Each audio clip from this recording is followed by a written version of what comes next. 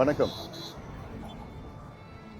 இப்போ நம்ம நின்றுட்டு இருக்க இடம் பள்ளிக்கரணை சதுப்பு நிலம், பள்ளிக்கரணை மார்ஷ்லேண்ட். சென்னை மக்களுக்கு இயற்கை 4 பெரிய வரங்களை கொடுத்திருக்கிறது. அதுல 1 அடையார் ஆறு, 2 கூவமாறு, 3 கொற்றலை என்கின்ற கொசஸ்தலை ஆறு, 4வது வரம் மிகப்பெரிய வரம் இதோ பள்ளிக்கரணை சதுப்பு நிலம். என் பின்னாடி நீங்க பாப்பீங்க, பெரிய ஒரு மார்ஷ்லேண்ட் இது. அந்த 3 ஆறுகள் சென்னை மக்களுக்கு தண்ணி கொடுக்கிறாரு. பள்ளிக்கரணை இந்த மார்ஷ்லேண்ட் சதுப்பு நிலம் எவ்வளவு தண்ணி வந்தாலும் எவ்வளவு வெள்ளம் வந்தாலும் அது வடிக்கிற இடம். இதுல என்ன பியூட்டினா, ஒரு 100 இயர்ஸ் பேக் வரைக்கும் இந்த பள்ளிக்கரணை சதுப்பு நிலம் கிட்டத்தட்ட ஒரு 15,000 ஏக்கர்ஸ் பரப்பளவு. கிட்டத்தட்ட அடையாறு ஆறு சவுத் பேங்க்ல இருந்து கிட்டத்தட்ட சோழிநல்லூர் தாண்டி அவ்வளவு பெரிய ஒரு வடிகால். இது ஒரு மிகப்பெரிய ஒரு அதிசயம் நமக்கு இயற்கை கொடுத்த வரோம். ஒரு 60 ஆண்டுகளுக்கு முன்பு வரை இது ஒரு 12,500 ஏக்கரா இருந்தது. இன்னைக்கு வெறும் 2,500 2,700 ஏக்கர் தான் இருக்கு, மிச்சம் இருக்கு. இந்த 2,500 ஏக்கரையும் அழிக்க பார்த்துட்டு இருக்கிறாங்க. மிகப்பெரிய ஒரு சூழ்ச்சி நடக்குது இது கெடுக்கிறதுக்கு. சமீபத்தில் தமிழ்நாட்டில் இருக்கிற பில்டர்ஸ் அசோசியேஷன், அதுக்கப்புறம் இன்னொன்னு கொஞ்சம் அசோசியேஷன்லாம் எங்களுக்கு இந்த சதுப்பு நிலத்துல இங்க இந்த மார்ஷ்லேண்ட்ல எங்களுக்கு பெர்மிஷன் வேணும், இன்னும் கன்ஸ்ட்ரக்ஷன் கட்டணும், ஹை ரைஸ் அபார்ட்மெண்ட்ஸ் கட்டணும், நிறைய பேர் கேட்டுட்டு இருக்காங்க. சில பேருக்கு பட்டா கிடைக்கல, அப்படி எல்லாம் சொல்லி ஒரு பிரச்சாரத்தை மேற்கொண்டிருக்கிறாங்க. கவர்மெண்ட்லயும் அவங்களுக்கு அந்த அளவுக்கு தெரியல. இது ஒரு வீடு பிரச்சனை, இடம் பிரச்சனை நினைச்சுக்கிட்டு அதுல ஏதோ கொஞ்சம் வேகமா பண்ணிட்டு இருக்கிறாங்க. ஆனா இது மக்களுக்கும் அரசுக்கும் புரியணும், இது அப்படிப்பட்ட எந்த பிரச்சனையும் இல்ல. இது இந்த பள்ளிக்கரணை மார்ஷ்லேண்டோட பியூட்டி என்னன்னா, சென்னையிலயும் சரி, சென்னை பெரிஃபரியிலயும் சரி, லைக் தாம்பரம், பல்லாவரம், குரோம்பேட்டை, இன்னும் சவுத், எவ்வளவு வெள்ளம் எவ்வளவு தண்ணி வந்தாலும் அவ்வளவும் இங்கதான் ட்ரெயின் ஆகும். It drains nearly 250 square kilometres of land around Chennai and periphery எல்லாம். அதுல கிட்டத்தட்ட 65 வெட்லேண்ட்ஸ் இருக்கு. இதுக்குள்ளே வெட்லேண்ட்ஸ்னா என்னன்னா, ஏரி, குளம், கண்மாய், அதெல்லாம் வெட்லேண்ட். இப்போ செம்பரம்பாக்கம் ஏரின்னு வச்சுக்கோ, பெரிய ஏரி. சென்னை சுத்தி அதான் பெரிய ஏரி, 3.6 TMC கொள்ளல கொண்ட ஏரி. அதுவும் இதுல தான் ட்ரெயின் ஆகும். நிறைய இன்லெட் இருக்கு, ட்ரெயினிங் சிஸ்டம் இருக்கு, hydrology system, ecology system. It's an huge ecological marvel by itself, this Pallikaranai marshland. இத ஒரு காலத்துக்கும் இருக்கிற கொஞ்சம் நஞ்சம் அழிக்க கூடாது. அப்போ நம்ம பேர்ட்ஸ் தான் நமக்கு வர்றது வேடந்தாங்கல். ஆனா இந்த பள்ளிக்கரணை மார்ஷ்லேண்ட்ல வேடந்தாங்களை விட 4 மடங்கு அதிக பறவைகள் இந்த மார்ஷ்லேண்டுக்கு வந்துட்டு இருக்கு. இன்னைக்கு கூட வந்துட்டு இருக்கு. ஃபிளமிங்கோஸ், இவ்வளவு பெரிய ஃபிளமிங்கோஸ், பிங்க் ஃபிளமிங்கோஸ் நம்ம சினிமால பாத்துருக்கோம், நேஷனல் ஜியோகிராஃபில பாத்துருக்கோம், எல்லாம் இருக்கு. இந்த சதுப்பு நிலத்துக்கு வருது. இப்ப கூட அந்த பேர்ட்ஸ் அங்க பாத்தீங்கன்னா கூட you can just see like there are அந்த மாதிரி இருக்கு. Pelican, so there are lakhs of birds which come here, migratory birds every year. அது மட்டும் இல்ல, literally there are more than 140 types of birds coming here. There are more than nearly about 20 types of fishes. There are more than about 25 types of plants. ecology இந்த தனி ecology சிறப்பு இதுக்கு. இவ்வளோ சிறப்பு, இவ்வளோ நமக்கு நல்லது கொடுக்குது, இவ்வளோ ட்ரெயின் பண்றது எல்லாமே இருக்கு. ஆனா நம்ம என்ன பண்ணிட்டோம், அதை குறைச்சி அதுலதான் நம்ம எல்லாமே கட்டி, அதுலதான் நமக்கு ஐடி பார்க். நீங்க பாத்தீங்கன்னா அங்க ஃபுல்லா ஐடி பார்க். தமிழ்நாடோட எல்காட் சிட்டி, எலக்ட்ரானிக் சிட்டி முழுக்க 100% இந்த பள்ளிக்கரணையில தான் இருக்கிறாங்க. அதோட மோசம் என்னன்னா, இந்த பள்ளிக்கரணை மார்ஷ்லேண்ட்ல தான் குப்பையை கொட்டிட்டு இருக்கிறாங்க, காலகாலமா கொட்டிட்டு இருக்கிறாங்க. நீங்க இந்த பக்கம் நீங்க பாத்தீங்கன்னா கூட பாத்தீங்க, இது பெரிய ஒரு குப்பை மேடு, குப்பை மலை. ஒரு நாளைக்கு பள்ளிக்கரணை சதுப்பு நிலத்துல 5000 டன் குப்பையை ஒரு நாளைக்கு கொட்டிட்டு இருக்கிறாங்க. குப்பையை மட்டும் இல்ல, metro water, sewage, raw sewage, அவங்க சொல்றது treated sewage, raw sewage, lakhs and lakhs of litres a day இந்த பள்ளிக்கரணை சதுப்பு நிலத்துல தான் இதுல கொட்டுறாங்க. அது இல்லாம ஆலந்தூர் முனிசிபாலிட்டி அவங்க இருக்கிற குப்பை எல்லாமே இது ஒரு டம்பிங் கிரவுண்ட். இதுல actually it's a marshland and with the flood mitigation and recharge. ஆனா இதுல நீங்க தண்ணி கடியிலயோ தண்ணியை டெஸ்ட் பண்ணி, இல்லாட்டி கிரவுண்ட் வாட்டர் சுத்தி பக்கத்துல கிரவுண்ட் வாட்டர் டெஸ்ட் பண்ணீங்கன்னா mercury, cadmium, chromium,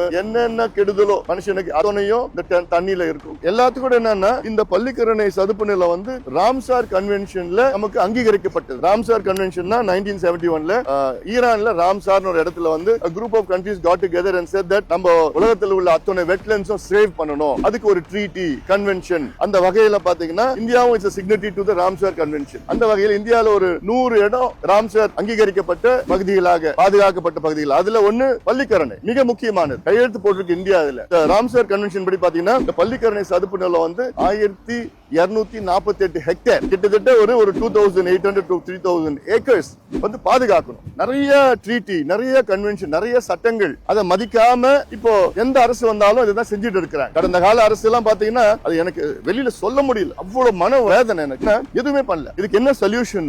2017ல Indian government wetland and conservation rules enforce பண்ணாங்க. பண்ணாங்க. இந்த ரூல்ஸ் படி என்னன்னா இந்தியாவில் உள்ள அத்துணை வெட்லாண்ட்ஸும் நோட்டிஃபை பண்ணணும். நோட்டிபிகேஷன் எப்படின்னா you have to go GIS mapping பண்ணி பார்டர்ஸ் earmark பண்ணி அதுல இன்லெட் வரதுக்காவா இன்லெட் எப்படி வருது, எங்க இருந்து வருது, எப்படி வருது எல்லாமே போட்டு ஒரு நோட்டிஃபை பண்ணிட்டோம்னா அதுக்கப்புறம் நோட்டிபிகேஷன் கைட்லைன்ஸ் ஒன்னு இருக்கு. இந்த நோட்டிபிகேஷன் கைட்லைன்ஸ் படி நடத்தணும்னா இதை காப்பாத்தலாம். ஆனா 10 வருஷம் ஆயிடுச்சு ரூல்ஸ் என்ஃபோர்ஸ் பண்ணி தமிழ்நாட்டுல ஒரே ஒரு வெட்லாண்ட் கூட நோட்டிஃபை பண்ணல இன்னைக்கு வரைக்கும். நாங்க கத்திக்கிட்டே இருக்கிறோம், பண்ணுங்க பண்ணுங்க, எத்தனையோ அறிக்கைகள், போராட்டங்கள், ஆர்ப்பாட்டங்கள், கருத்தரங்கள் நடத்தி இருக்கிறோம். தமிழ்நாட்டில் இது வரைக்கும் ஒரு வெட்லாண்ட் நோட்டிஃபை பண்ணல. அது எப்படின்னா 5 ஏக்கருக்கு மேல இருக்கிற வெட்லாண்ட்ஸ் எல்லாமே அந்த ரூல்ஸ் படி நோட்டிஃபை பண்ணணும். அந்த வகையில இந்த பள்ளிக்கரணை மார்ஷ்லாண்ட் நோட்டிஃபை பண்ணாங்கன்னா இது சொல்யூஷன், பெரிய சொல்யூஷன் வரும். நோட்டிஃபை பண்ணி அந்த கைட்லைன்ஸ்க்கு ஏற்றபடி அரசு நடத்துக்கணும். ஒன்ஸ் கைட்லைன்ஸ் நோட்டிஃபை பண்ணிட்டாங்கன்னா இதுக்குள்ள யாரும் குப்பை கொட்ட முடியாது, சூவேஜ் இதுக்குள்ள விட முடியாது, ஆக்கிரமிப்பு என்க்ரோச்மெண்ட் பண்ண முடியாது, இதுக்குள்ள பில்டிங் எல்லாம் கட்ட முடியாது. காலங்காலமாக சென்னை மக்களுக்கு மட்டுமல்ல சுத்தி இருக்கிற பகுதி மக்களுக்கு மிகப்பெரிய ஒரு வடிகால் மட்டுமில்ல, ரீசார்ஜ் அக்யூஃபயர், இதெல்லாம் பெரிய ஒரு இயற்கை கொடுத்த வரத்தை நம்ம காப்பாற்றணும். அதுக்குதான் இந்த ஒரு வீடியோ, இதுக்கப்புறம் ஒரு பிரச்சாரம், இதுக்கப்புறம் நிறைய ஒரு போராட்டங்கள்லாம் நாங்க பிளான் பண்ணி வச்சிருக்கிறோம்.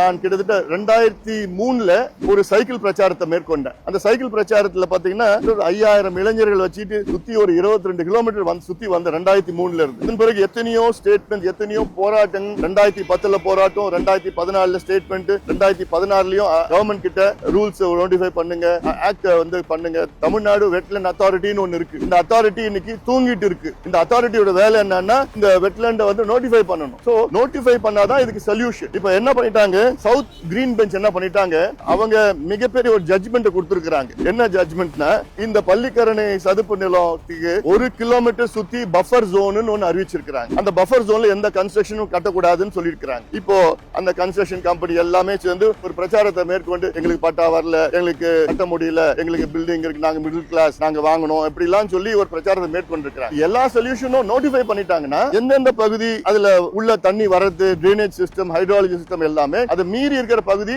அவங்க பில்டிங் கட்டிக்கலாம், பட்டா வாங்கிக்கலாம், அவங்க எல்லாம் பண்ணிக்கலாம். அவங்களுக்கும் சொல்யூஷன் என்ன, நோட்டிஃபை பண்ணாதான். சோ நோட்டிஃபை பண்ணிட்டா இந்த பள்ளிக்கரணை மார்ஷ்லாண்ட் ப்ரொடெக்ட் ஆகும். இப்ப பிரச்சனைன்னு சொல்றாங்கல்ல, அவங்களுக்கும் ஒரு சொல்யூஷன் வரும் அதுல. அதனால இதை கவர்மெண்ட்ல இருந்து நோட்டிஃபை பண்ணணும். ஆனா இது வரைக்கும் ஒண்ணு கூட நோட்டிஃபை பண்ணல தமிழ்நாடு அரசு. இன்னொன்னு நீங்க பாத்தீங்கன்னா நம்ம இங்க நிக்கிற ரோடு பாத்தீங்கன்னா இது 200 feet road connecting Thoraipakkam to Medavakkam அந்த பகுதியில் இருக்கு. இந்த 200 ஃபீட் ரோடே பாத்தீங்கன்னா பள்ளிக்கரணை சதுப்பு நிலத்துக்கு நடுவுல கட்டப்பட்ட ரோடு. எவ்வளவு பெரிய ஒரு பிளண்டர், எவ்வளவு பெரிய ஒரு தப்பு. ஏன்னா ஃப்ளோ ஆஃப் வாட்டர் அந்த பக்கத்துல இந்த பக்கத்துல தண்ணி வரல. ஒரு 2 இடத்துல மட்டும்தான் சும்மா பிரிட்ஜ் மூலமா தண்ணி வந்துட்டு இருக்கு. இது என்ன செஞ்சிருக்கணும், சரி கனெக்டிவிட்டி வேணும்னா ஒரு ஓவர் பிரிட்ஜ் கட்டலாம், பில்லர்ஸ் வச்சு ஓவர் பிரிட்ஜ் கட்டினா தண்ணி அடியில வந்துட்டு போயிட்டு இருக்கும். ஆனா இது அப்படியே மண்ணை கொட்டி ரோட போட்டு 2 இடத்துல அங்க இருந்து இந்த தண்ணி வரதுல இது பிகெஸ்ட் பிளண்டர். இதெல்லாம் ஏகப்பட்டது. ஆனா இதுக்கு முன்னாடி இருந்தவங்க இத பத்தியோ இதோட என்வாயன்மெண்டல் இம்பாக்டோ இதோடைய நன்மைகளோ எதுவுமே தெரியாம ஏதோ ஒண்ணு பண்ணணும், இப்படி ரோடு போட்டுட்டோம்னா இன்னும் சுத்தி கட்டிடலாம், சுத்தி ஆக்கிரமிப்பு.